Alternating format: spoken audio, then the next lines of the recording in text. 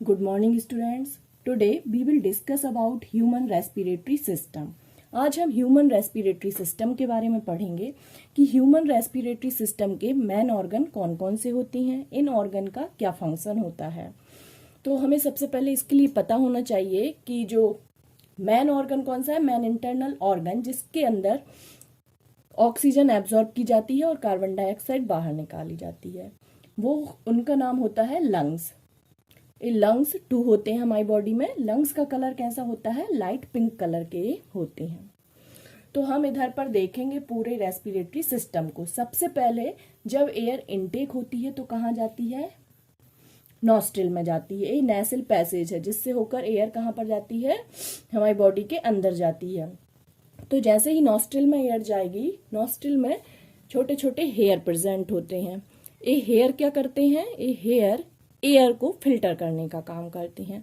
Filter करने का काम कैसे करते हैं, एयर में यदि डस्ट पार्टिकल प्रेजेंट होते हैं तो जो हमारे हेयर होते हैं उन डस्ट पार्टिकल को रिमूव कर देते हैं। साथ ही हमारी जो नॉस्ट्रिल होती है उसमें म्यूकस भी प्रेजेंट होता है। ये म्यूकस क्या करता है, एयर को आगे मूव करने में हेल्प करता है। इसके बाद जो एयर होती है कहाँ पर पहुंचती है, फेरिंग्स में पहुंचती है। स्टूडेंट्स, फेरिंग्स को पढ़ाने से पहले मैं आपको इधर पर बताना चाहूंगी कि ये पूरा जो हम देख रहे हैं पाइप जिससे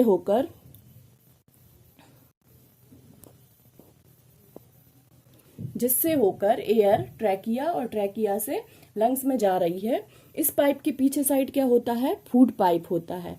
फूड पाइप का क्या फंक्शन होता है, डाइजेस्टिव में हेल्पफुल होता है ये। तो हम इधर पर देखेंगे कि नेसल पैसेज से एयर कहाँ पर जाती है, फेरिंग्स में जाती है। फेरिंग्स का क्या फंक्शन होता है, फेरिंग्स जो एयर यहाँ पर आ रही है उसको आगे लैरिंग्स और लैरिंग्स से लोअर रेस्पिरेटरी सिस्टम में पहुंचाने का काम करता है। इसके अलावा जो फेरिंग्स होता है वो डाइजेस्टिव सिस्टम का भी मेन पार्ट होता है और रेस्पिरेटरी सिस्टम का भी मेन पार्ट होता है। ये एयर को लोअर रेस्पिरेटरी सिस्टम में पहुंचाने का काम करता है और जो फूड मटेरियल आता है उसको आगे फूड पाइप में पहुंचाने का काम करता है। ये हमने फेरिंग्स का फंक्शन देखा। नेक्स्ट हम देखेंगे लैरिंग्स। लैरिंग्स क्या होता है, लैरिंग्स एक 1.5 इंच ट्यूब होती है। इसका काम क्या होता है, लैरिंग्स के अंदर जो भी एयर आती है, लैरिंग्स उसे आगे लोअर रेस्पिरेटरी सिस्टम में पहुंचाने का काम करता है। साथ ही जो लैरिंग्स होता है प्रिवेंशन का काम करता है। मीन्स जो फूड पार्टिकल इधर फेरिंग्स में आ रहे हैं वो आगे ट्रैकिया से होते हुए लोअर रेस्पिरेटरी सिस्टम में ना जा पाए, इसका प्रिवेंशन लैरिंग्स करता है। इसके अलावा लैरिंग्स को इसके अलावा जो लैरिंग्स होता है उसको वॉइस बॉक्स भी बोला जाता है। मतलब जो लैरिंग्स होते हैं वो साउंड प्रोड्यूस करते हैं। हम जो भी बोल पाते हैं वो किसके कारण, लैरिंग्स के कारण। स्टूडेंट्स, आपको आपके नेक में एक उठा हुआ पोर्शन दिखाई देता है, उसे क्या बोलते हैं हम, उसी को हम लैरिंग्स बोलते हैं। मतलब लैरिंग्स क्या करता है, एक तो फूड पार्टिकल या अदर पार्टिकल को लोअर रेस्पिरेटरी सिस्टम में जाने से रोकता है। साथ ही ये इसी के कारण साउंड का प्रोडक्शन होता है। इसके बाद कहाँ पर जाता है, लैरिंग्स के बाद एयर ट्रैकिया में जाती है। ट्रैकिया एक लॉन्ग ट्यूब होती है जो कि रिंग्स ऑफ कार्टिलेज से कवर्ड होती है। ये रिंग्स ऑफ कार्टिलेज ट्रैकिया को प्रोटेक्ट करके रखने का काम करते हैं। इसके बाद ट्रैकिया आगे जाकर 2 थिक ट्यूब में डिवाइड हो जाती है। इन थिक ट्यूब को क्या बोला जाता है, इन थिक ट्यूब को बोलते हैं हम ब्रोंकी। ये ब्रोंकी दोनों साइड होती हैं। इधर पर इसको शो नहीं किया गया है क्योंकि फिर आपको ठीक से समझ में नहीं आता, इसलिए जैसा स्ट्रक्चर इधर दिख रहा है वैसा ही इधर पर भी है। तो ये 2 थिक ट्यूब क्या कहलाते हैं, ब्रोंकी कहलाती हैं। ब्रोंकी आगे जाकर और ज्यादा थिन ट्यूब में डिवाइड हो जाती हैं। इन थिन ट्यूब को क्या बोला जाता है, ब्रोंकीओल्स बोला जाता है।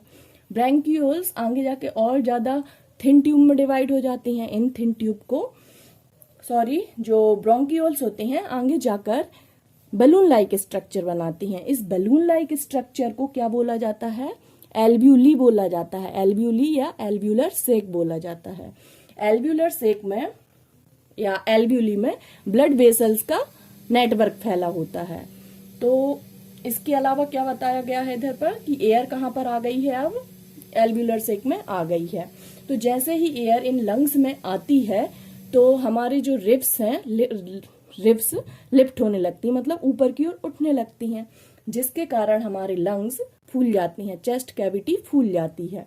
तो जब रिब्स ऊपर उठती है और लंग्स फूलते हैं तो जो डायफ्राम होता है वो भी फ्लैट होने लगता है, और जब कार्बन डाइऑक्साइड को रिलीज कर दिया जाता है तो वापस डायफ्राम अपनी इस पोजीशन में आ जाता है। तो स्टूडेंट्स, यहाँ पर हमने देखा कि किस प्रकार से नेसल पैसेज से होती हुई एयर इन एल्व्यूलर सेक में आकर फिल होती है। तो एक बार हम इसको रिवाइज कर लेते हैं। सबसे पहले एयर कहाँ जाती है? नेसल पैसेज में जाती है। यहाँ पर हेयर प्रेजेंट होते हैं। हेयर एयर को फिल्टर करते हैं और उसमें से डस्ट पार्टिकल को रिमूव करके आगे फेरिंग्स तक पहुंचाते हैं। फेरिंग्स एयर को लैरिंग्स में ले जाने का काम करता है। लैरिंग्स एयर को आगे ट्रैकिया में ले जाने का काम करता है। ट्रैकिया से जो ट्रैकिया आगे जाकर दोनों लंग्स में खुलती है, लेफ्ट और राइट लंग्स में।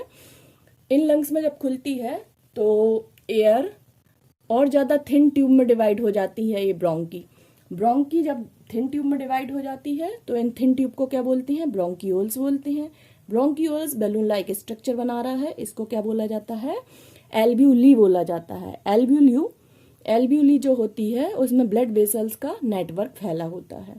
और इधर पर जो बताई गई हैं, जो आपको व्हाइट कलर से शो हो रही हैं, इनको क्या बोला जाता है? रिब्स बोला जाता है। दोनों लंग्स को कवर करके रखती हैं रिब्स। रिब्स का क्या फंक्शन होता है? रिब्स हमारे लंग्स को प्रोटेक्ट करके रखने का काम करती हैं। इस प्रकार से रेस्पिरेटरी सिस्टम यहाँ पर बताया गया है। जो स्टूडेंट जो ऑर्गन या जो ऑर्गेनिजम्स जिनकी बॉडी बहुत ज्यादा बड़ी होती है, उनमें सिर्फ डिफ्यूजन के थ्रू ही बॉडी के सारे पार्ट में ऑक्सीजन को नहीं सप्लाई किया जा सकता है। क्यों नहीं किया जा सकता? जैसे कि हम अपनी बात करें तो हमारी बॉडी में एक रेस्पिरेटरी पिगमेंट पाया जाता है। इस रेस्पिरेटरी पिगमेंट को हीमोग्लोबिन कहते हैं। ये हमने अभी इधर आपको बताया था, जो एल्व्यूली है उधर पर क्या पाई जाती हैं? ब्लड वेसल्स का नेटवर्क पाया जाता है। इन ब्लड वेसल्स में एक पिगमेंट, रेस्पिरेटरी पिगमेंट पाया जाता है जिसका नाम होता है हीमोग्लोबिन। तो जैसे ही एयर इनमें आके फिल होती है एल्व्यूली में, तो क्या कर लेता है? जो हीमोग्लोबिन पिगमेंट रहता है वो ऑक्सीजन को क्या करता है? एब्जॉर्ब करता है और उसे बॉडी के उन सारे पार्ट जहां पर इसकी जरूरत होती है वहां पर पहुंचाने का काम करता है, या फिर उन सभी टिश्यू को पहुंचाने का काम करता है जहां पर ऑक्सीजन की कमी होती है। तो इस प्रकार से हीमोग्लोबिन अपना फंक्शन करता है। और जो ये हीमोग्लोबिन होता है वह रेड ब्लड कार्पोसेल्स में पाया जाता है। इस प्रकार से एक ह्यूमन रेस्पिरेटरी सिस्टम दिया गया है जिसके अलग अलग ऑर्गन के अलग अलग फंक्शन दिए गए हैं। इसमें स्टूडेंट्स, आपको यदि कुछ समझ में नहीं आता है तो आप मुझसे पूछ लीजिए। स्टूडेंट्स, यहाँ पर यह ध्यान देना है कि जो हमारे लंग्स होते हैं उनमें एक्स्ट्रा वॉल्यूम होता है, जिसके कारण ऑक्सीजन को एब्जॉर्ब करने के लिए और कार्बन डाइऑक्साइड को रिलीज होने के लिए यहाँ पर सफिशिएंट टाइम मिल जाता है। Thank you so much students.